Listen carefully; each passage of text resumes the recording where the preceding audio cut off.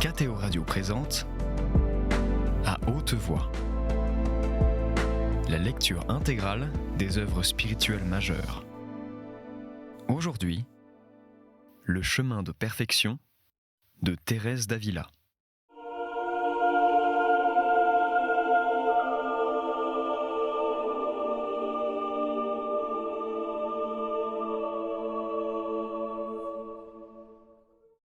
Chapitres 15 à 18. L'humilité. Chapitre 15. Il ne faut point s'excuser, même quand on est condamné sans être coupable. C'est pour moi une grande confusion de parler d'un tel sujet. J'aurais au moins dû pratiquer tant soit peu ce que je vais vous dire concernant cette vertu, et j'avoue que j'y fais très peu de progrès. Jamais je ne manque de quelques raisons pour me persuader qu'il est mieux de m'excuser. Quelquefois, je le sais, cela est permis, et ce serait mal de l'omettre. Mais je n'ai pas la discrétion, ou pour mieux dire, l'humilité qui me serait nécessaire pour faire ce discernement. Oui, il faut être véritablement humble pour se voir condamné sans être coupable, et se taire. On imite alors de bien près notre Seigneur qui a pris sur lui toutes nos fautes. Je vous en conjure, adonnez-vous de tout votre cœur à cette pratique, parce qu'elle a les plus précieux avantages. Tandis que je n'en vois aucun à nous disculper, aucun, dis-je, si ce n'est en certaines circonstances où l'on pourrait causer de la peine et du scandale, en ne déclarant pas la vérité. Celui qui aura plus de discrétion que j'en ai, verra aisément quand il est convenable de parler. Il est très important, à mon avis, de s'exercer dans cette vertu, en d'autres termes, de tâcher d'obtenir de notre Seigneur la véritable humilité qui en est la source. En effet, celui qui est véritablement humble doit désirer sincèrement d'être méprisé, persécuté et condamné sans sujet, même en des choses graves.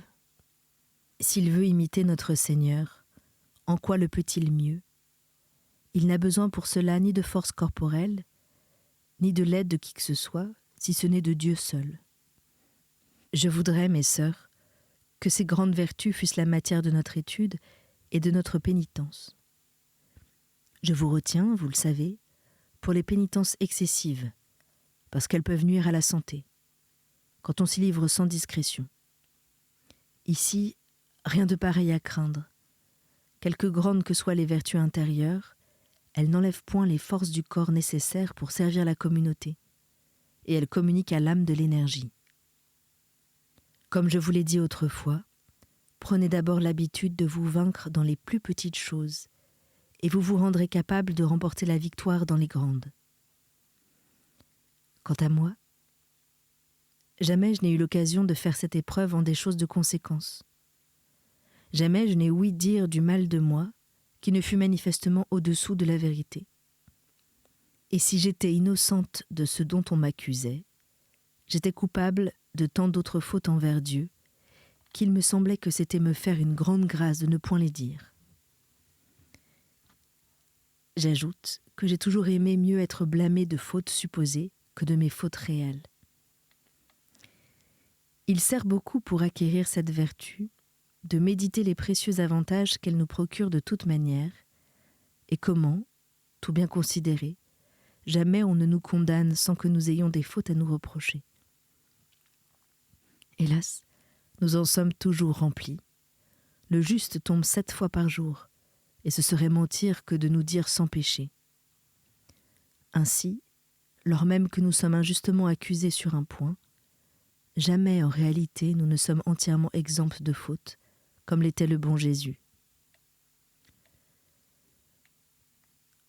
Ô mon Seigneur, quand je considère combien vous avez souffert sans l'avoir mérité en rien, je ne comprends plus, je ne sais plus où j'avais l'esprit lorsque je ne désirais pas souffrir. Je ne sais maintenant encore comment il est possible que je m'excuse. Vous n'ignorez pas, ô mon souverain bien, que s'il y a quelque chose de bon en moi, c'est un don qui me vient uniquement de vos mains. Qu'est-ce qui vous détermine, Seigneur, à donner moins ou à donner plus, si vous avez égard au mérite ou au démérite, n'étais-je pas indigne des faveurs que vous m'avez déjà faites ? Quoi, je pourrais désirer que quelqu'un pensât favorablement d'une créature aussi mauvaise que moi, après que l'on a dit tant de mal de vous, qui êtes le bien suprême ? Non, non, mon Dieu, cela ne peut se souffrir. Et vous, ne souffrez point qu'il y ait jamais en votre servante rien qui déplaise à vos yeux. Mes yeux à moi, Seigneur, sont à peine ouverts et ils ne s'offensent de presque rien. Éclairez-moi et faites que je désire, du fond du cœur, être abhorré du monde entier, puisque je vous ai délaissé si souvent, vous qui m'aviez aimé avec tant de fidélité. Qu'est-ce donc, ô mon Dieu, que nous pouvons gagner à contenter les créatures ? Et quand elles nous condamneraient toutes, qu'avons-nous de plus ou de moins si nous sommes innocentes aux yeux du Seigneur ? Ô mes sœurs, c'est parce que nous ne comprenons pas assez cette vérité que nous ne serons jamais parfaites. Il faut donc considérer à loisir et estimer à sa juste valeur ce qui est et ce qui n'est pas. Quand il n'y aurait dans une fausse accusation d'autre avantage que la honte de la personne qui vous accuse, en voyant que vous vous laissez condamner injustement, ne serait-ce pas un très grand bien ? Un acte de ce genre parle quelquefois plus éloquemment que 10 sermons. Et puisqu'il nous est interdit par l'apôtre et par notre incapacité naturelle de prêcher de parole, efforçons-nous de prêcher d'exemple. C'est pour toutes un devoir. Quelque étroite que soit la clôture, ne pensez pas que le mal ou le bien que vous ferez doivent rester secrets.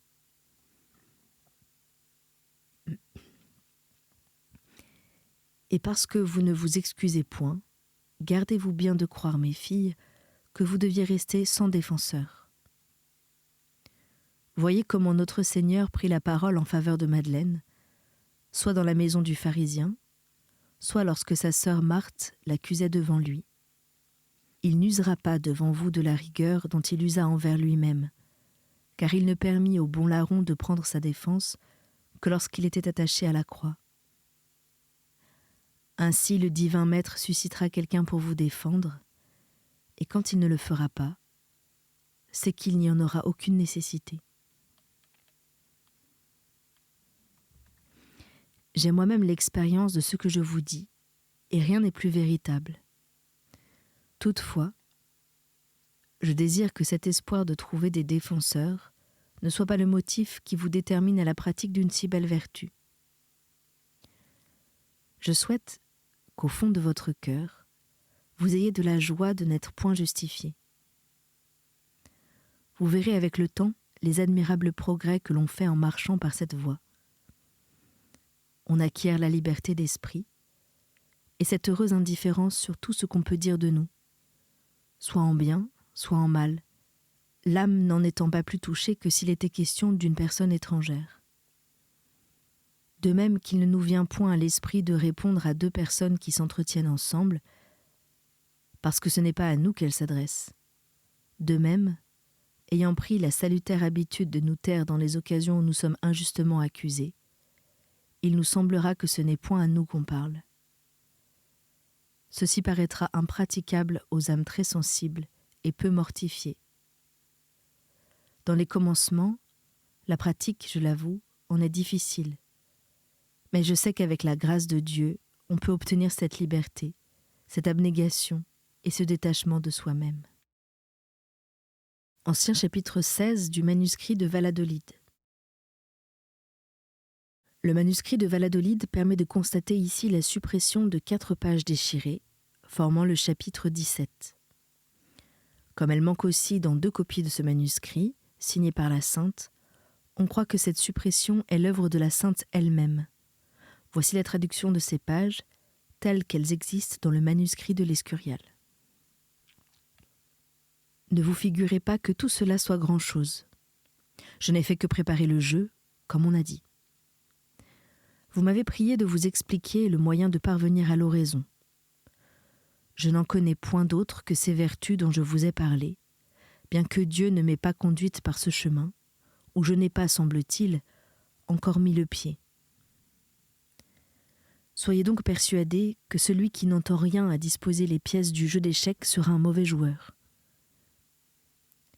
S'il ne sait pas faire échec, il ne saura pas faire maths. Vous allez me blâmer de parler de jeu dans une maison où le jeu est inconnu et même interdit. Vous voyez par là quelle mère Dieu vous a donnée, puisqu'elle a appris cette futilité. On dit pourtant que ce jeu est quelquefois permis.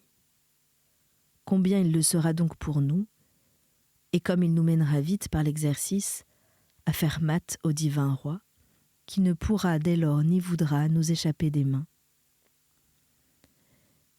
La dame est la pièce qui peut faire le plus contre lui, bien que les autres pièces concourent au même effort. Or, il n'y a pas de dame qui l'amène à se rendre comme l'humilité. C'est elle qui l'attira du ciel dans le sein de la Vierge. Par elle aussi, nous l'attirerons nous-mêmes, et sans qu'il résiste dans nos âmes. Tenez ceci pour certain. On possède plus ou moins Dieu, suivant qu'on a plus ou moins d'humilité. Car je ne comprends pas qu'il y ait jamais d'humilité sans amour, ou amour sans humilité. Et ces deux vertus ne vont jamais non plus sans un absolu détachement des créatures. Vous me demandez, mes filles, pourquoi je vous parle de vertu, alors que vous possédez assez de livres sur cette matière et que vous attendez seulement quelque chose sur la contemplation. Je réponds que si vous aviez voulu quelques mots sur la méditation, j'aurais pu y consentir et vous la conseiller à toutes, bien que vous n'ayez pas encore des vertus. La méditation, en effet, nous aide à les obtenir toutes. C'est un exercice auquel un chrétien doit à tout prix se résoudre, et il n'est personne, pour perdu qu'il soit, qui doive en négliger la pratique, quand Dieu lui en donne l'idée. J'ai déjà écrit ailleurs sur ce sujet. Beaucoup d'autres l'ont fait aussi, qui savent ce qu'ils écrivent, car pour mon compte, je l'ignore certainement, Dieu le sait. Mais la contemplation est autre chose, mes filles, car voici ce qui nous trompe tous. Dès que quelqu'un prend chaque jour un certain temps pour penser à ses péchés, considération qu'il est tenu de faire, s'il n'est pas seulement chrétien de nom, aussitôt l'on dit « voilà un grand contemplatif », et lui-même élève encore plus haut ses prétentions. Erreur fondamentale. Il n'a pas su disposer les pièces de son jeu. Il pensait que c'était assez de les connaître pour faire maths. Mais ce roi ne se livre qu'à ceux qui se donnent entièrement à lui.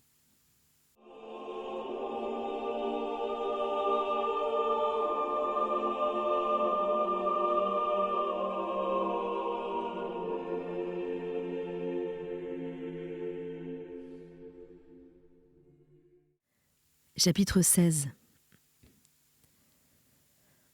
La contemplation demande une plus haute perfection de vie que la simple oraison. Pourquoi cependant Dieu élève quelquefois des âmes dissipées à la contemplation parfaite? Souffrez, mes filles, qu'avant de vous montrer, selon votre désir, le chemin de la contemplation, je vous parle avec quelque étendue de certains points qui vous paraîtront peut-être moins importants, mais qui ne laissent pas, à mon avis, de l'être beaucoup. Si vous ne voulez ni les entendre, ni les pratiquer, restez-en toute votre vie à votre oraison mentale. Je vous déclare à vous, et à toutes les âmes qui prétendent s'élever à la contemplation, que vous n'y arriverez jamais. Il peut se faire que je me trompe en jugeant des autres par moi-même, mais moi, j'en ai fait la triste expérience pendant 20 ans. Comme peut-être quelques-unes d'entre vous ne savent pas bien ce que c'est que l'oraison mentale, je vais l'expliquer. Plaise à Dieu que chacune de vous pratiquât cette oraison comme il faut. Mais je crains que vous n'ayez beaucoup de peine à y réussir si vous ne travaillez énergiquement à l'acquisition des vertus, à la vérité il n'est pas requis pour la simple oraison de les posséder dans un degré aussi éminent que pour la contemplation. Non, jamais le roi de gloire ne viendra dans notre âme, j'entends pour lui être uni, si nous ne faisons de vrais efforts pour arriver à la vertu et à la vertu très haute. Je veux pourtant ajouter ici une explication. Car si vous constatiez dans mes écrits quelque inexactitude, vous ne me croiriez plus en rien, et vous auriez raison si je le faisais de propos délibérés. Mais Dieu m'en garde. Le jour où je m'écarterai de la vérité, ce sera par inadvertance et faute d'en savoir davantage. Je veux donc dire que quelquefois, il plaira à Dieu d'accorder cette insigne faveur de l'union à des personnes qui sont en mauvais état, afin de les retirer par ce moyen d'entre les mains du démon. Ô mon Seigneur, que de fois nous vous mettons aux prises avec cet ennemi. Pour nous apprendre à le vaincre, n'était-ce pas assez d'avoir souffert qu'il vous prit entre ses bras quand il vous porta sur le haut du temple? Quel spectacle, mes filles, que celui de ce divin soleil saisi par les ténèbres! De quelle terreur dut être agité ce malheureux esprit, sans toutefois en comprendre la cause, parce qu'il plut à Dieu de la lui cacher. Bénie soit une si grande bonté et une si grande miséricorde, mais quelle honte, je le répète, que des chrétiens le livrent ainsi chaque jour aux étreintes d'un si abominable monstre. Vous eûtes besoin, Seigneur, pour vaincre ce maudit, d'avoir les bras bien forts. Mais comment ne sont-ils pas restés affaiblis par les tourments de la croix? Oh, qu'il est bien vrai que l'amour guérit lui-même toutes les blessures qu'il fait. Aussi je crois que si vous eussiez voulu survivre à vos tourments, le même amour qui vous les fit endurer pour nous aurait sans nul autre remède refermé vos plaies. Ô mon Dieu, qui versera donc ce baume d'amour sur les peines et les souffrances de ma vie? J'irai au-devant d'elle avec bonheur, sûr d'être guéri par un remède si salutaire.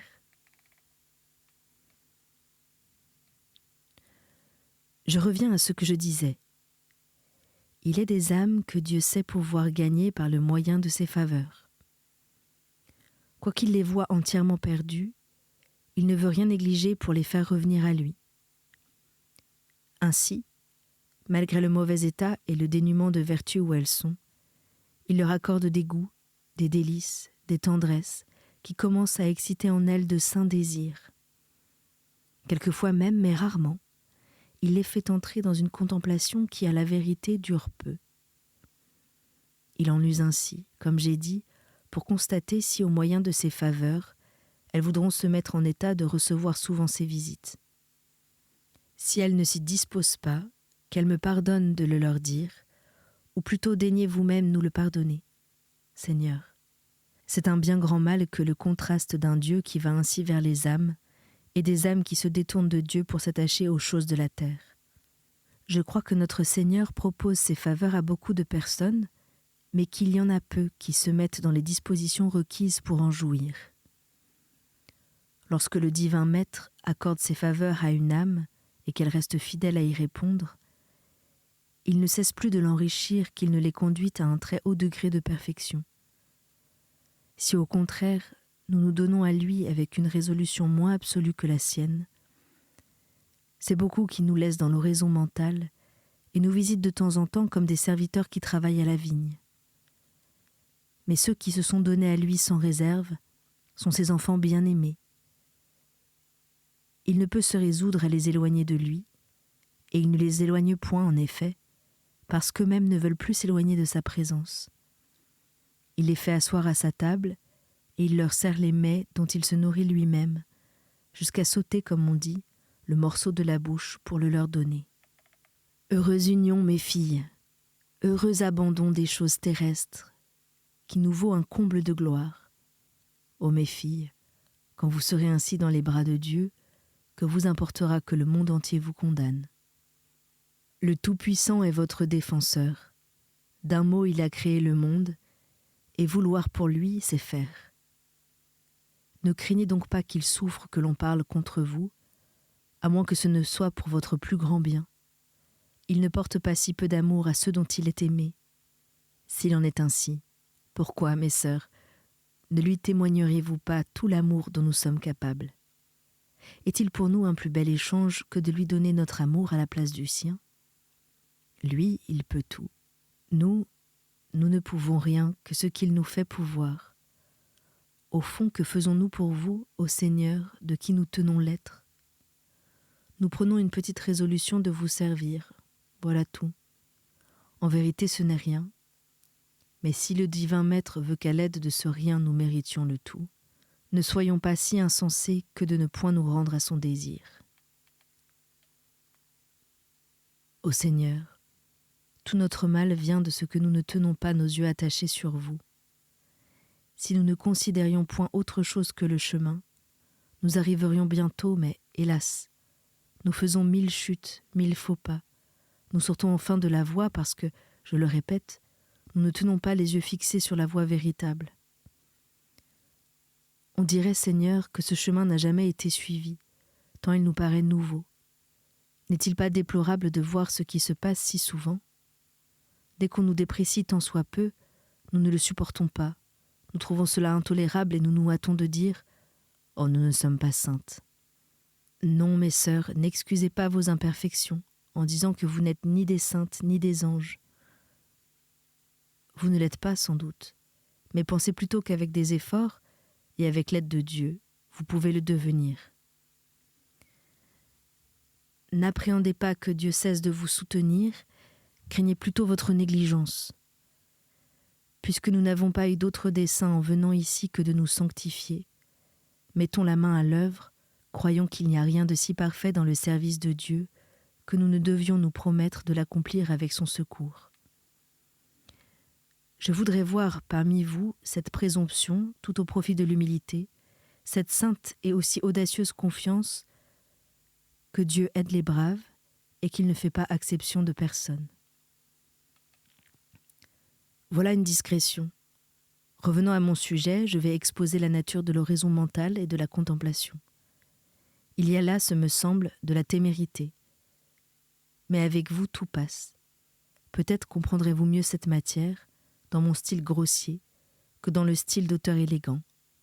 Daigne le Seigneur me donner grâce pour cela. Amen. C'était À haute voix, une émission de KTO Radio. Aujourd'hui, Le chemin de perfection de Thérèse d'Avila. Lecture, Anne-Céline Pellarini. Captation et réalisation, Aymeric Plouminec et Thibaut Dagalier. Une émission disponible en podcast sur ktoradio.com et sur l'application KTO Radio.